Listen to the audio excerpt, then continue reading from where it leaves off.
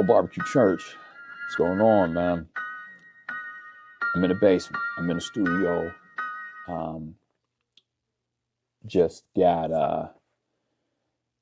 done talking to Brian Granger. Talking for a while, had a real good conversation on some deep spiritual stuff, which was just dope. And then I made some jalapeno poppers. I just got them ready, that they're easy to just throw on the smoker. Um, and yeah, that's what I did. So I'll go to church tomorrow. I'll help out with the traffic control and stuff like that. It'll be easy for my wife to just the throw the poppers on the smoker for me while I'm at church, and then we'll go over to Josh Linda's. Then we'll eat. He's like doing like turkey breast and ham and all that. So doing that, man. I'm keeping my smoker light. That's what we're doing this year.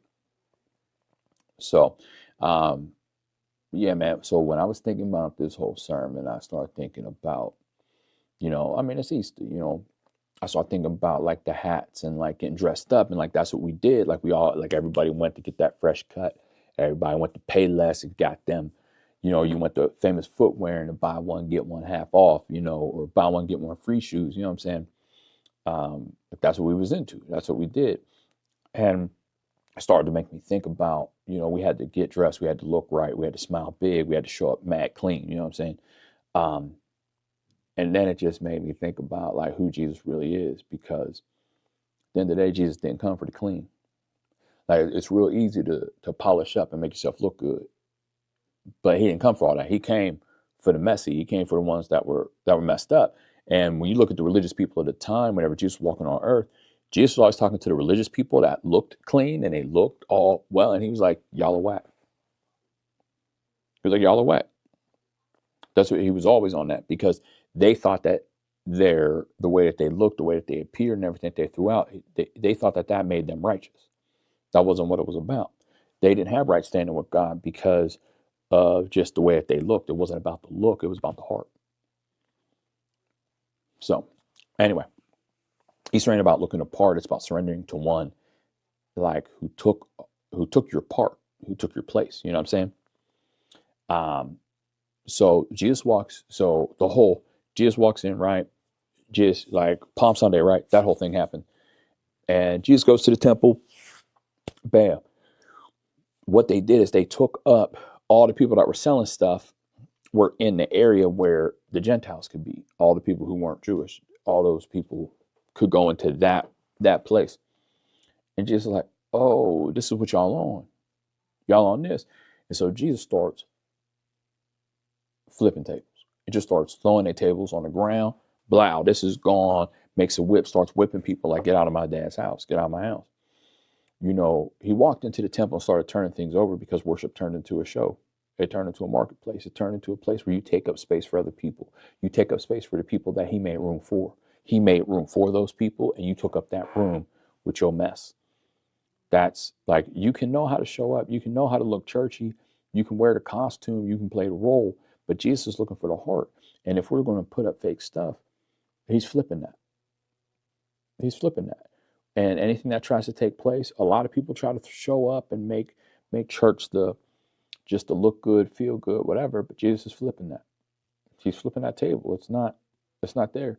And so what tables in our lives have we set up in our heart that take precedence? Like, is it our pride, our image, like the sin that we don't want anyone else to know about, our religious routine, our making ourselves look good?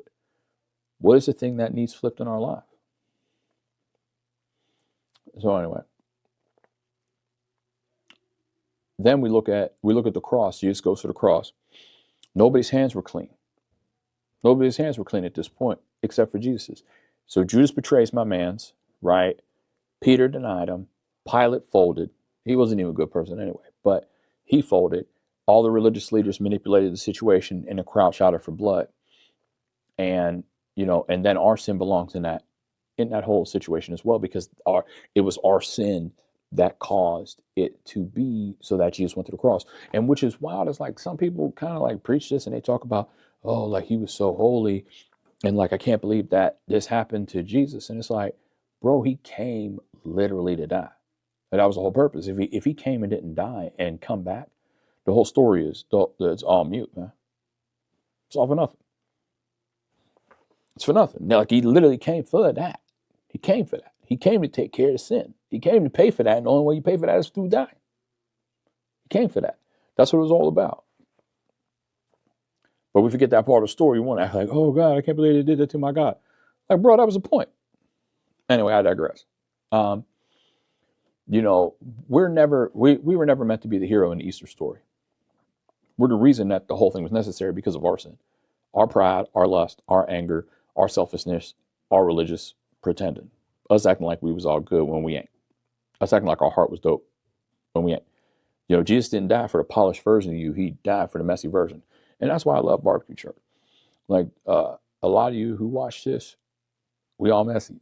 Y'all understand that I'm messy, and y'all understand that y'all messy, and we just messy together. And we just trying.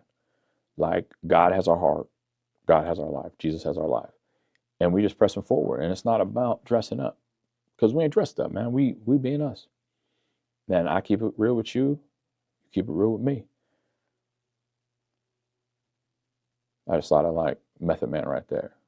So anyway, you know what I'm saying? You're all I need. I'll be there for you. If you keep it real with me, I'll keep it real with you. Anyway. Anyway. But Jesus died on a cross, not when we got better. He didn't accept us when we had a good week or when we cleaned ourselves all up. He was there for us when we were messed up and when we were guilty. And then after he flipped the tables, after he comes and dies, he then flips death, right? Because if he only flipped tables, he was a reformer. He reformed things. If he only died, he was a martyr. But then he rose, which then showed he was God. He showed he was Lord. And the resurrection is a proof that the sin was paid for, death was broken, the grave lost, and that Jesus won. That's what it's about. And that's why when we talk about, like, you know, the acceptance into having this life is saying that I believe Jesus, like, is who he said he was, and that I believe that he is Lord. You know, when you believe in your heart, confess with your mouth that Jesus is Lord, that's what this is about, and that his sacrifice was to pay for our sin. Being good ain't how you just make it to a good place. It's not what it's about. It's not how it works. It's if you don't accept Jesus, that's not good. You know what I'm saying? Like a lot of people like to say, whoa, they were a good person.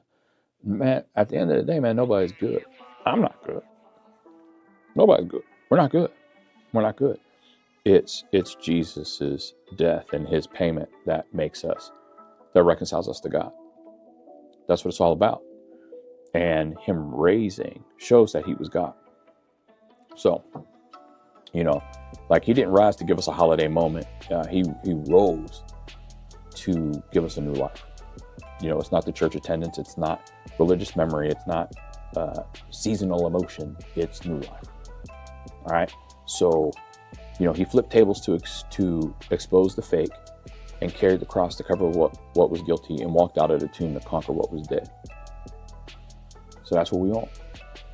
So is there anything in you that's dead? Dead faith, dead hope, dead marriage, dead obedience, dead joy, dead conscience. What's in you that's dead and that needs to come back to life? That's the thing we need to be praying about. And asking God to, one, accepting Jesus and, you know, believing in our heart, confessing in our mouth that Jesus is Lord. And then it's praying and asking him to make us alive again. Those places that are dead, we're asking him to make alive again. Those places on our job that are dead, can he make them alive again? We're asking him to speak life into those things and breathe life into those things, life into our marriage, life into our children, life into our jobs, life into our business deals, life into our broken body parts. You know, that, you know, I mean, man, a lot of us old, man. You know, our bodies are just deteriorating and we want to keep these things to the end, you know what I'm saying? Till our 90s, you know what I'm saying? So that's what we on. So don't try to be polished, which I don't really think that's a lot of us, man. A lot of us ain't really trying to be polished, but this is your reminder. Stop trying to be polished. We ain't into the costume. Jesus didn't die for your costume, for your fakeness. He died for the real. So that's what we on. let's flip over some tables in our lives. Flip over some tables. Let's make some changes. Let's make some moves. And let's be who God is calling us to be. Love the people around you. Live this life for real. Stop trying to act like you're a good person. It ain't about being good. It's about being who God is calling us to be. Breathe life into people. Show love. Gang, gang. That's what we on. So I'm out.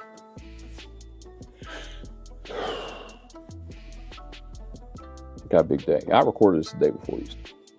So it's what it is. It's nighttime. So I'm going to go ahead and do what I do. You do what you do. If you need anything, I'll let your boy. Leave a comment. Share this with the homies. And we're going to keep pushing out. I love y'all. Be safe. Praise God.